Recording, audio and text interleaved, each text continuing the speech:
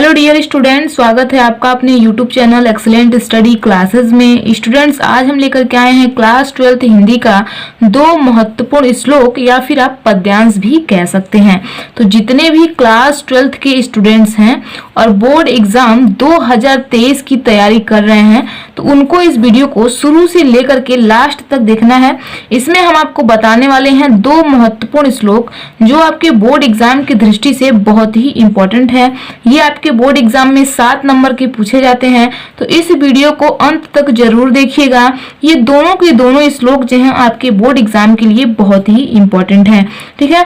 तो इस वीडियो में हम आपको बताएंगे कि पद्यांश को आप कैसे हल कर सकते हैं, यानी कि श्लोक को आप कैसे हल कर सकते हैं, और दो महत्वपूर्ण श्लोक आपको बताएंगे जो कि आपके बोर्ड एग्जाम की दृष्टि से बहुत ही इंपॉर्टेंट है। तो वीडियो को बिल्कुल भी स्किप मत कीजिएगा, वीडियो को अंत तक जरूर देखिएगा। स्टूडेंट्स, अगर आप चैनल पर नए हैं या चैनल को अभी तक सब्सक्राइब नहीं किए हैं तो चैनल को सब्सक्राइब करके बेल आइकन को प्रेस कर दीजिए, जिससे हमारे द्वारा बनाए गए सभी वीडियो का नोटिफिकेशन आपके पास आसानी से पहुंच पाएगा और आप लोग अपनी तैयारी एक्सीलेंट तरीके से कर पाएंगे। तो चलिए हम वीडियो को स्टार्ट करते हैं। तो देखिए, मैंने यहाँ पर सबसे महत्वपूर्ण जो पद्यांश है वो मैंने लिया है, यानी कि श्लोक लिया है। तो आपके बोर्ड एग्जाम में प्रश्न कैसे बनेंगे, तो प्रश्न कुछ इस प्रकार से बनेंगे कि दिए गए संस्कृत पद्यांशों में से, ठीक है, यानी कि श्लोकों में से किसी एक का संदर्भ सहित हिंदी में अनुवाद कीजिए, ठीक है। तो कुछ इस प्रकार से आपके बोर्ड एग्जाम में प्रश्न बनेंगे। आपको दो पद्यांश दिए रहेंगे, यानी कि दो श्लोक दिए रहेंगे जिसका आपको संदर्भ और अनुवाद करना होगा, ठीक है। दोनों में से किसी एक का ही करना होगा, जिसके लिए आपको 7 नंबर दिए जाएंगे, ठीक है। तो संस्कृत में आपको कैसे अनुवाद करना है, कैसे संदर्भ लिखना है, तो स्टेप बाय स्टेप हम आपको समझाने वाले हैं। तो वीडियो को बिल्कुल भी स्किप मत कीजिएगा और ध्यान से देखिएगा, ठीक है, क्योंकि 7 नंबर के आपके बोर्ड एग्जाम में पूछे जाते हैं। तो देखिए, यहाँ पर मैंने लिया है, ये बहुत ही इंपॉर्टेंट है।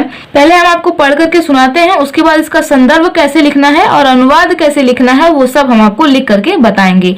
तो देखिए, श्लोक है, भाषासु मुख्या मधुरा दिव्या गिरवाण भारतीय तस्या ही मधुरम काव्यम तस्मादपि सुभाषितम। तो इसका अर्थ क्या है, भाषासु अर्थात भाषा में, मुख्या मतलब मुख्य, मधुरा मतलब मधुर, दिव्या मतलब दिव्य या अलौकिक, गिरवाड़ भारतीय संस्कृत भाषा है।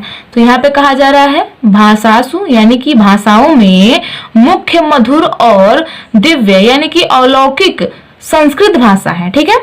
आगे देखिए, तस्या ही मधुरम काव्य, तो कहा जा रहा है उससे अधिक मधुर उसका काव्य है, ठीक है, उससे अधिक जो है मधुर उसका काव्य है। तस्मादपि सुभाषितम, और उस काव्य से अधिक मधुर उसके वचन है। तो यहाँ पे कहा जा रहा है भाषाओं में मुख्य, मधुर और अलौकिक जो है वो संस्कृत भाषा है, ठीक है, उससे अधिक जो है मधुर उसका काव्य है, ठीक है। क्या कहा जा रहा है, काव्य है और उस काव्य से अधिक मधुर उसके वचन हैं, ठीक है। तो कुछ इस प्रकार से इसका अर्थ है। तो अब इसका आपको संदर्भ कैसे लिखना है वो ध्यान दीजिए।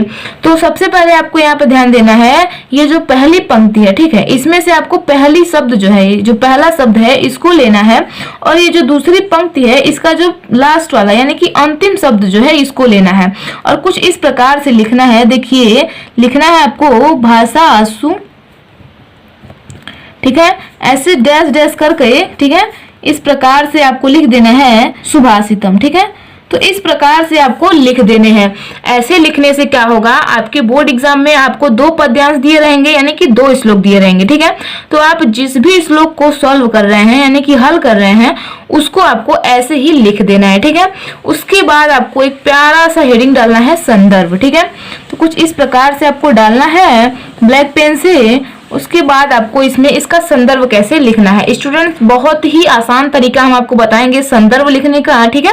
इसमें आप लिख सकते हैं, यह श्लोक हमारी पाठ्य पुस्तक के संस्कृत भाग में संकलित सुभाषित रत्नानी नामक पाठ से अवतरित है, या फिर आप लिख सकते हैं, प्रस्तुत पद्यांश हमारी पाठ्य पुस्तक के संस्कृत भाग में संकलित सुभाषित रत्नानी नामक पाठ से अवतरित है, ठीक है। तो ये जो श्लोक लिया गया है ये आपके सुभाषित रत्नानी पाठ से लिया गया गया है। ठीक है, सुभाषित रत्नानी एकमात्र ऐसा चैप्टर है जिसमें सबके सब श्लोक ही दिए गए हैं और सारे के सारे श्लोक जो है आपके बोर्ड एग्जाम की दृष्टि से बहुत ही इंपॉर्टेंट है। तो ये भी श्लोक आपके सुभाषित रत्नानी से ही लिया गया है।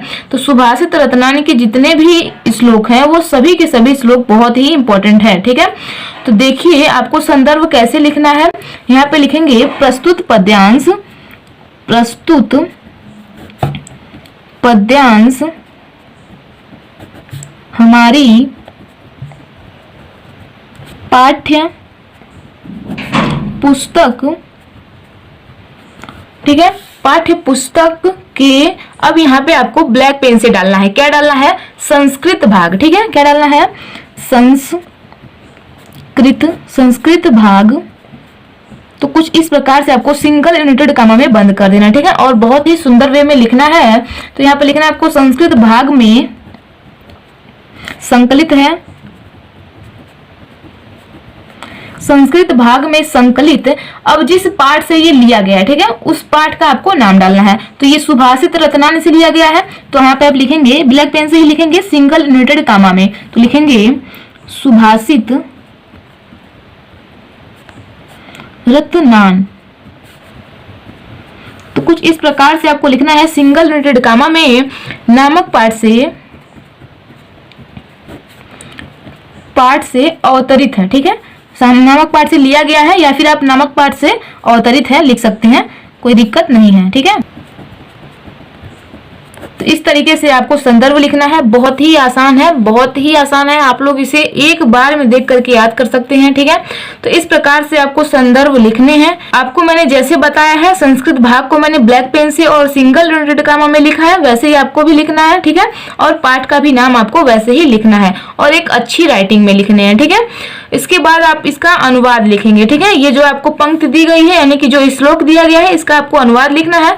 तो मैंने आपको इसका अनुवाद बता दिया है, तो आप उसको सुन करके भी लिख सकते हैं और मैंने भी यहाँ पे लिखा है, जैसा कि आप यहाँ पे देख सकते हैं। तो आपको हेडिंग डालना है अनुवाद और उसमें लिखना है भाषाओं में मुख्य, मधुर और अलौकिक संस्कृत भाषा है। ठीक है, उससे अधिक मधुर उसका काव्य है। ठीक है, और उस काव्य से अधिक मधुर उसके वचन है। ठीक है, तो कुछ इस प्रकार से इसका आपको संदर्भ और अनुवाद करना है। ठीक है, इतना अगर आप करते हैं तो आपको 7 नंबर दिए जाएंगे आपके बोर्ड एग्जाम में।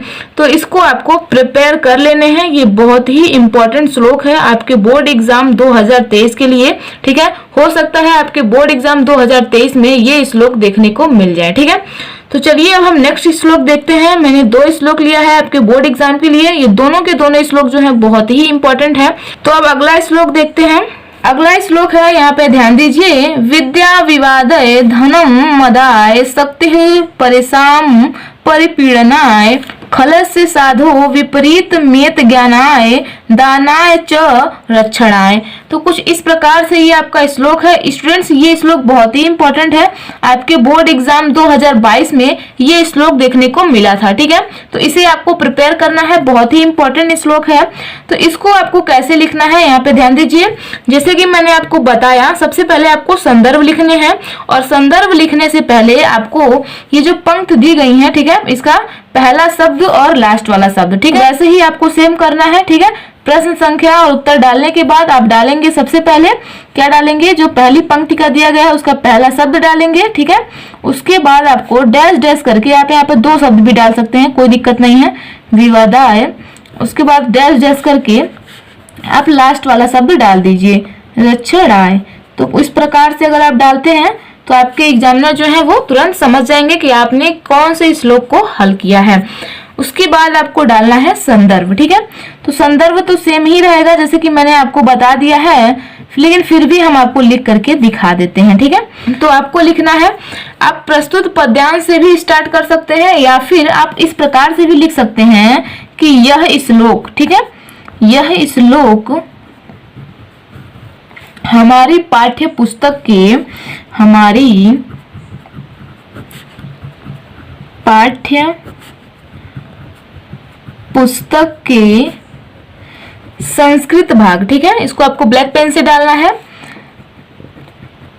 संस्कृत भाग सिंगल इन्वर्टेड कामा में बंद कर देना है, ठीक है। उसके बाद आपको लिखना है में संस्कृत भाग में संकलित। अब चैप्टर का आपको नाम डालना है, जिस भी चैप्टर का है, तो ये भी सुभाषित रत्नानी चैप्टर से ही लिया गया है, ठीक है। तो यहाँ पे आपको डालना है सुभाषित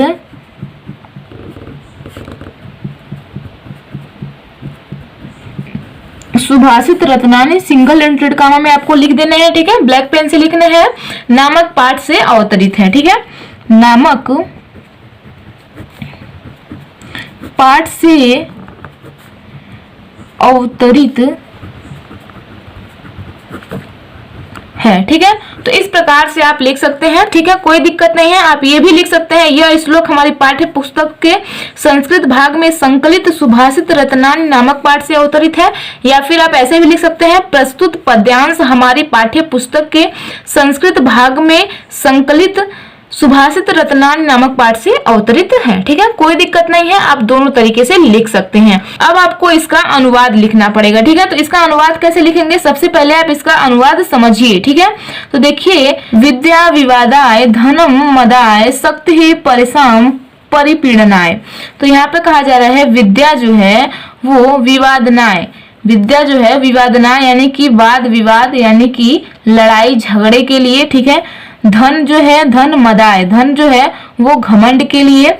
शक्ति जो है परिसाम परिपीड़नाय, शक्ति जो है वो दूसरों को सताने के लिए। खलस से मतलब दुष्ट लोगों की। तो यहाँ पे आपसे कहा जा रहा है कि दुष्ट लोगों की जो विद्या है वो वाद विवाद के लिए यानी कि लड़ाई झगड़े के लिए, धन जो है वो घमंड के लिए, और शक्ति जो है वो दूसरों को सताने के लिए होती है, ठीक है।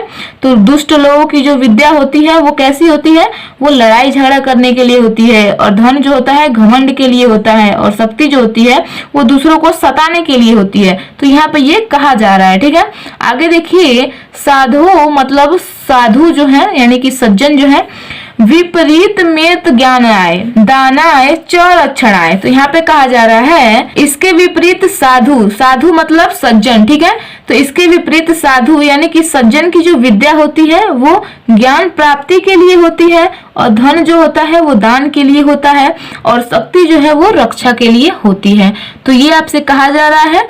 तो इसमें कहा जा रहा है कि दुष्ट लोगों की जो विद्या होती है वो वाद विवाद यानी कि झगड़े के लिए होती है, और धन जो है वो घमंड के लिए होता है, ठीक है, और शक्ति दूसरों को सताने के लिए होती है। और इसके विपरीत में साधु की जो विद्या होती है वो ज्ञान प्राप्ति के लिए, धन जो है वो दान के लिए, और शक्ति जो है वो रक्षा करने के लिए होती है। तो कुछ इस प्रकार से आपको इस श्लोक के द्वारा बताया जा रहा है। तो इसका अर्थ आप कैसे लिखेंगे, देखिए मैंने यहाँ पे लिख लिया है, ठीक है। तो आप यहाँ से भी समझ सकते हैं। तो मैंने यहाँ पे लिख दिया है, दुष्ट लोगों की विद्या वाद विवाद के लिए, धन घमंड के लिए, और शक्ति दूसरों को सताने के लिए होती है। इसके विपरीत साधु यानी कि सज्जन की विद्या ज्ञान प्राप्ति के लिए, धन दान के लिए, और शक्ति रक्षा के लिए होती है।